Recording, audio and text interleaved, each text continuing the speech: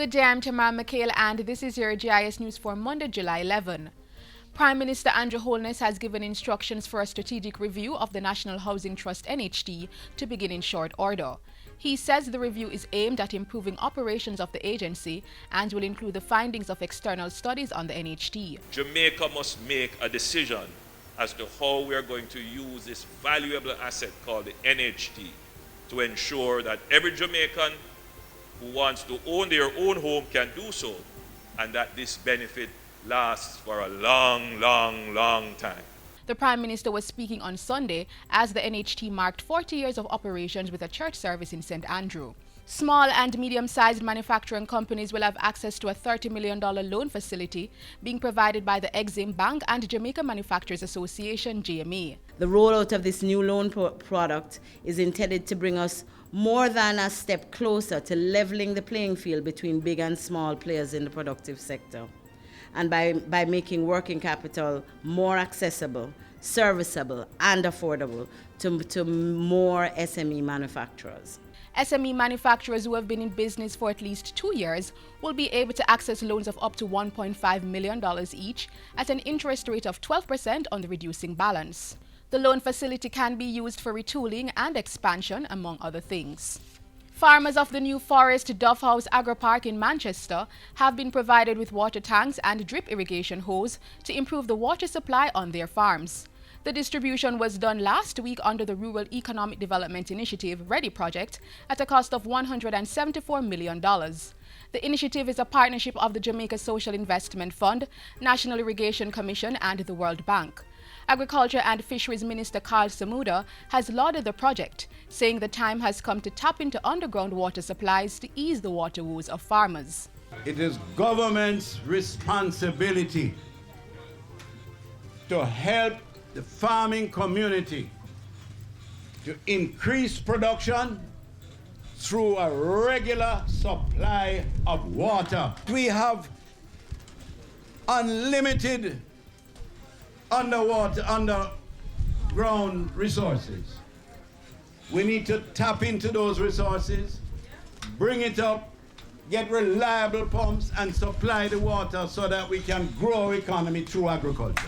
Government will be tackling traffic congestion along some of the major thoroughfares in Kingston. Minister of State with responsibility for works Everald Warmington says $64 million will be used to upgrade the Mandela Highway to accommodate 6 lanes of traffic starting this year. The Duhaney River box culvert will be upgraded and a new bridge erected over the Fresh River. Meanwhile, $7 million will be used to complete phase 1 of a 2-part traffic improvement project along Old Stony Hill Road to the intersections of West Kings House and Constant Spring Roads. Similar works will be done along Barbican Road at its intersections with Russell Heights and Jackshill Roads. And Minister Warmington says designs for the widening of Hagley Park Road are being finalized. We intend to undertake the repair in 2 phases. The section of this road from 6 miles to Keysing Avenue will form phase 1 of the project. I have asked the National Works Agency to ensure that, subject to budgetary concern, all is in place to have this project commence during this fiscal year. Chairman of the National Task Force Against Trafficking in Persons, Carol Palmer, says Jamaica is doing everything in its powers to protect citizens and visitors against human trafficking. Ms. Palmer says the goal is to create a safe environment for all and move the country's ranking to Tier 1 on the U.S. State Department's Trafficking in Persons report.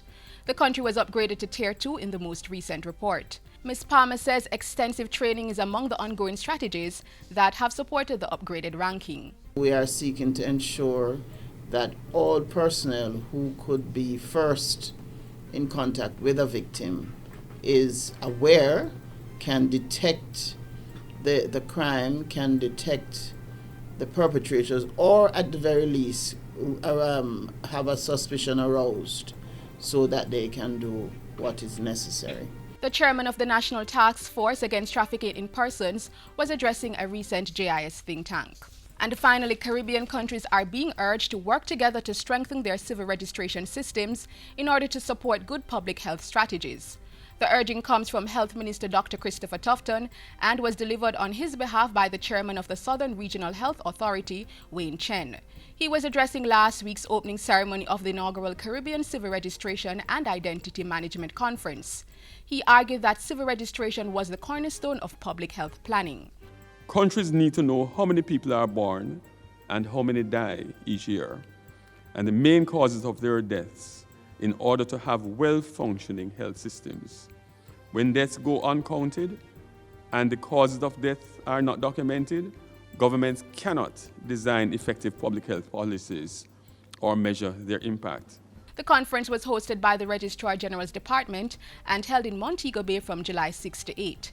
Participants from over 20 countries discussed a range of issues around the theme, civil registration and identity protection, a development imperative. And that's it for JIS News today. I'm Tamara McHale. Thanks for watching.